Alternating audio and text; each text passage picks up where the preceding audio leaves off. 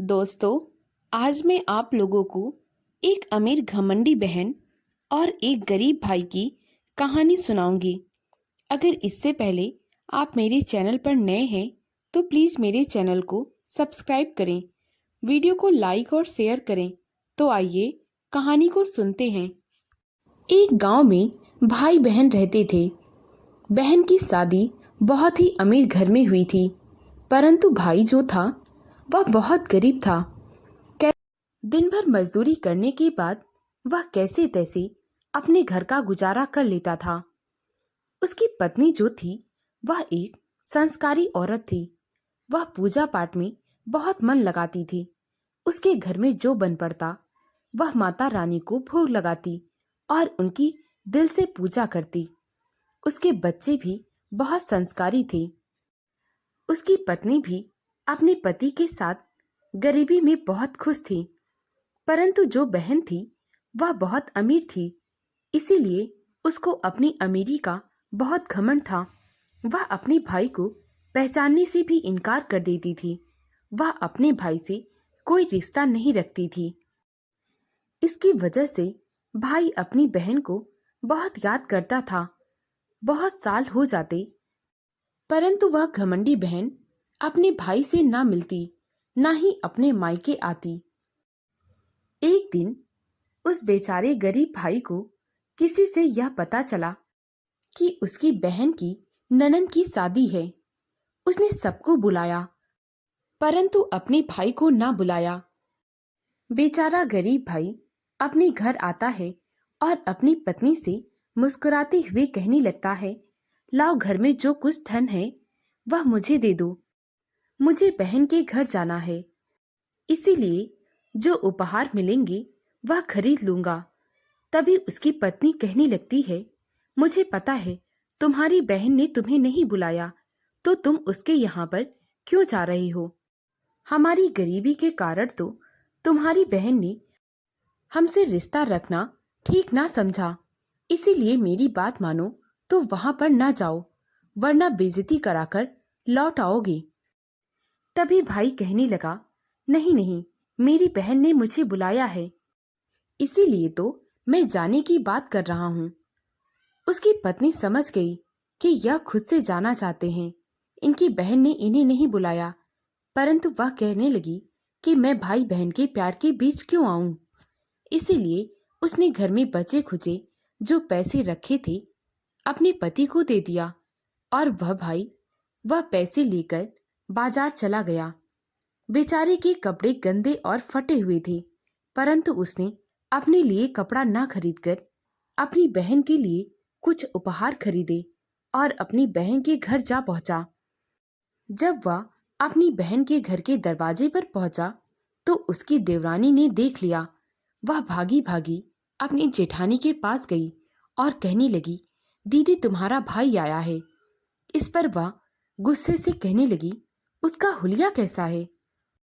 तभी उसकी देवरानी ने कहा, वह बहुत ही गंदे और फटे हुए कपड़े पहने हैं और हाथ में एक झोला है। ऐसा लग रहा है कि कोई सामान लेकर आए हैं। इस पर वह कहने लगी, तुम जाओ और उस गरीब को घर के पीछे वाले दरवाजे से अंदर ले आओ। अगर वह सामने से आएगा तो मेहमानों के सामने मेरी क्या इज्जत रह जाएगी। उस घमंडी बहू की देवरानी उसके भाई के पास गई और उसे घर के पीछे के दरवाजे से अंदर ले आई। इस पर उसकी बहन गई और कहने लगी, तुम्हें यहाँ आने की क्या जरूरत थी? तुमने अपना हाल देखा है? जब मेरे सारे मेहमान तुम्हारी यह हालत देखेंगे तो क्या सोचेंगे? मेरा भाई इतना गरीब है, मेरी तो इज्जत मिट्टी में मिल जाएगी। तभी वह भाई कहने लगा, बहन कितने साल हो गए हम दोनों एक दूसरे से नहीं मिले, और ये देखो तुम्हारी भाभी ने कुछ उपहार भेजे हैं। इस पर वह कहने लगी, रखो रखो, इन्हें मैं बाद में देख लूंगी, मुझे बड़ा काम है। तुम इसी कमरे में रुको और यहाँ से बाहर मत निकलना। इतनी जालिम बहन कि भाई इतनी दूर से पैदल चलकर आया था, उसे पानी तक ना पूछा और कमरे से बाहर निकलते ही कमरे का दरवाजा बंद कर लिया और बाहर से ताला लगा लिया। 2 दिन तक उसने अपने भाई को उसी कमरे में बंद रखा, ना खाना पूछा और ना ही पानी। घर में ना जाने कितने मेहमान तरह तरह के पकवान खाते और खिल्लियां उड़ाते। खिड़की से यह सब कुछ देख वह भाई बहुत दुखी हो रहा था। वह मन ही मन सोचने लगा, काश उसने अपनी पत्नी की बात मान ली होती। वह भूख और प्यास से तड़प रहा था। जब उससे ना रहा गया तो उसने दरवाजा पीटना शुरू कर दिया। तभी वहां पर एक लड़की आती है और दरवाजा खोल देती है। दरवाजे के खुलते ही बेचारा गरीब भाई घर के पीछे वाले दरवाजे से बाहर निकलकर अपने घर आने लगता है। जब वह रास्ते में आ रहा होता है तो उसे कमजोरी के कारण चक्कर आने लगते हैं। वह थोड़ी दूर चलता, फिर किसी पेड़ की छांव में बैठ जाता, फिर हिम्मत करके उठता और फिर चलता, फिर किसी पेड़ की छांव में बैठ जाता। ऐसे करते करते वह काफी दूर निकल आया। उसे बहुत भूख और प्यास लगी थी। अचानक उसे चक्कर आ गया। उसकी आंख खुली तो उसे एक बूढ़ी औरत अपनी गोद में लिए हुए बैठी थी और उसका सिर सहला रही थी। इस पर उसने कहा, आप कौन है बूढ़ी अम्मा? तभी वह बूढ़ी औरत कहने लगी, बेटा, मैं इसी जंगल में रहती हूँ। पास में ही मेरा बगीचा है। मैं उस बगीचे की देख रेख करती हूँ।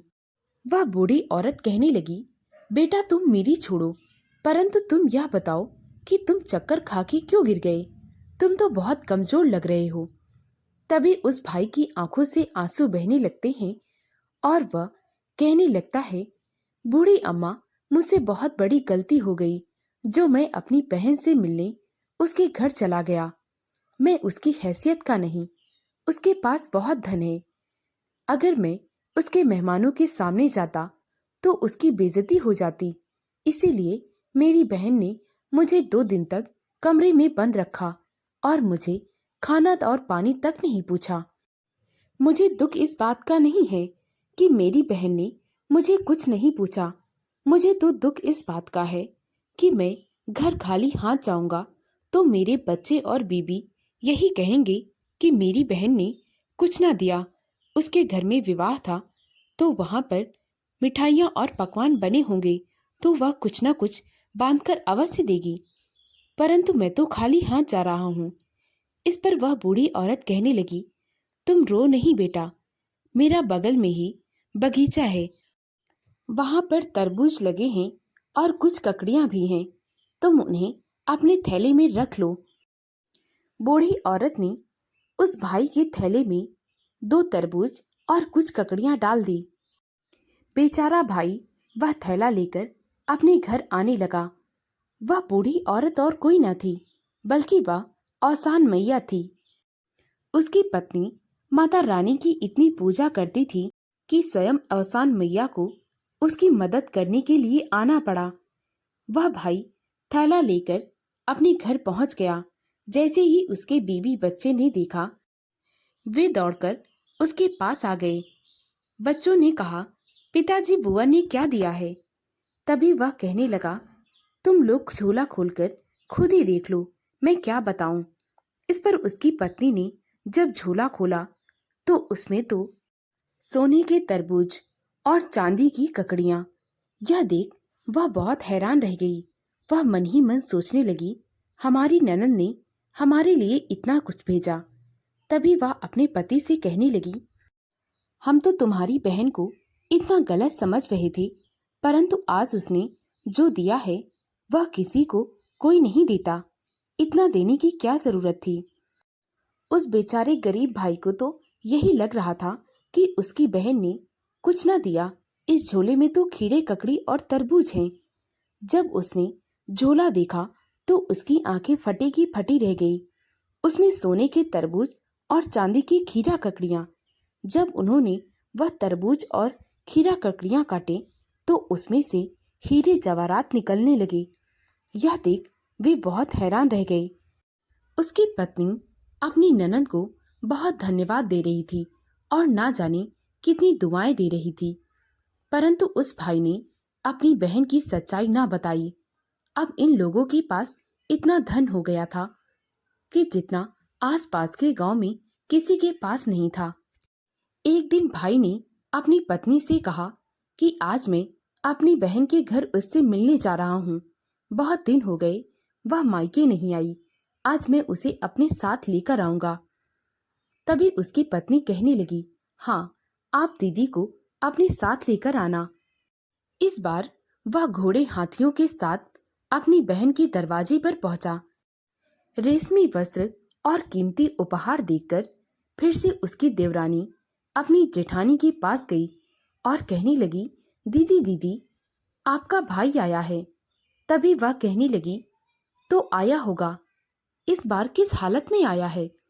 तभी वह कहने लगी, इस बार आपका भाई फटे पुराने कपड़े नहीं बल्कि रेशमी वस्त्र पहने हुए घोड़े हाथियों के साथ और कीमती उपहार के साथ आया है।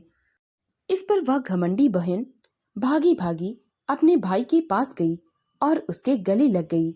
गले लगते ही वह भाई समझ गया कि मेरी बहन मुझे नहीं बल्कि मेरे धन और दौलत को गले लगा रही है।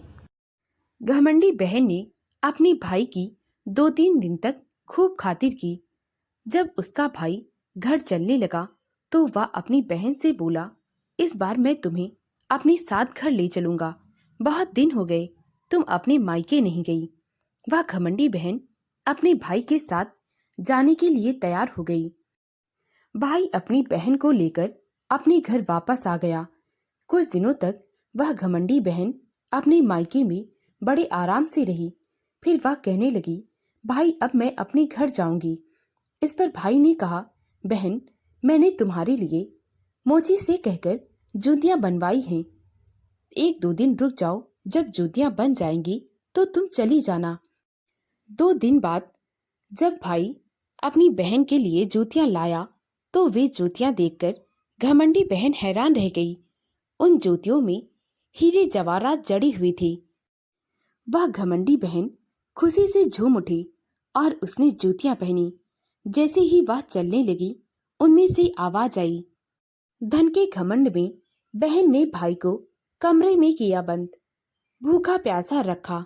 वह घमंडी बहन जितने कदम चलती, बार बार जूतियों से यही आवाज आती।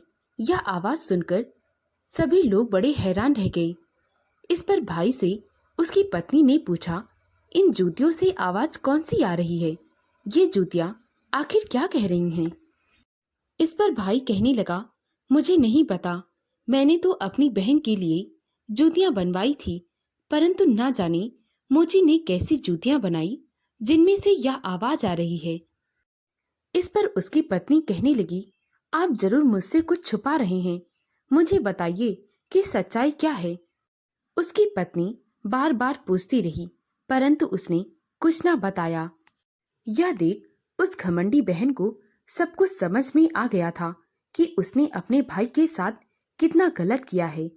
दौलत के नशे में वह इतनी अंधी हो गई थी कि उसने अपने भाई को इतना बेइज्जत किया, उसे भूखे प्यासे कमरे में बंद कर दिया। मेरा भाई तो अपने मुंह से मेरी असलियत कभी ना बताता, इसीलिए शायद माता रानी ने आज मेरी असलियत खुद ही इन जूतियों के द्वारा बता दी है। इस पर वह घमंडी बहन अपने भाई और भाभी के पैरों में गिरकर उनसे माफी मांगने लगी। इस पर फिर से उसके भाई की पत्नी कहने लगी, मुझे तो कुछ समझ नहीं आ रहा कि यहाँ हो क्या रहा है। तब तक उस घमंडी बहन ने अपनी भाभी को सारी कहानी कह सुनाई। उसकी भाभी कहने लगी, मुझे तो अभी तक यही लगता था कि आज जो हमारे पास धन दौलत है, यह सब कुछ आपकी वजह से है, परंतु मुझे नहीं पता था कि आपने मेरे पति के साथ क्या किया है। इस पर भाई कहने लगा, तुमने सही कहा, आज जो भी हमारे पास है वह हमारी बहन की वजह से है। अगर उस दिन मैं बहन के घर ना गया होता और बहन ने मेरा इस तरह से अपमान ना किया होता तो शायद माता रानी मुझे नहीं मिलती और मुझे इतना धन दौलत नहीं मिलता। तो मेरी बहन को कसूरवार मत ठहराओ। उस घमंडी बहन को अपने किए पर बहुत पछतावा हो रहा था। वह माता रानी के सामने हाथ जोड़कर माफी मांगने लगी। दोस्तों, अगर आपको मेरी कहानी अच्छी लगी हो तो प्लीज़ मेरे वीडियो को लाइक और शेयर करें। मुझे ज़्यादा से ज़्यादा सपोर्ट करें ताकि मैं आप लोगों के लिए और भी अच्छी अच्छी कहानियाँ ला सकूं। कहानी को पूरा सुनने के लिए बहुत बहुत धन्यवाद।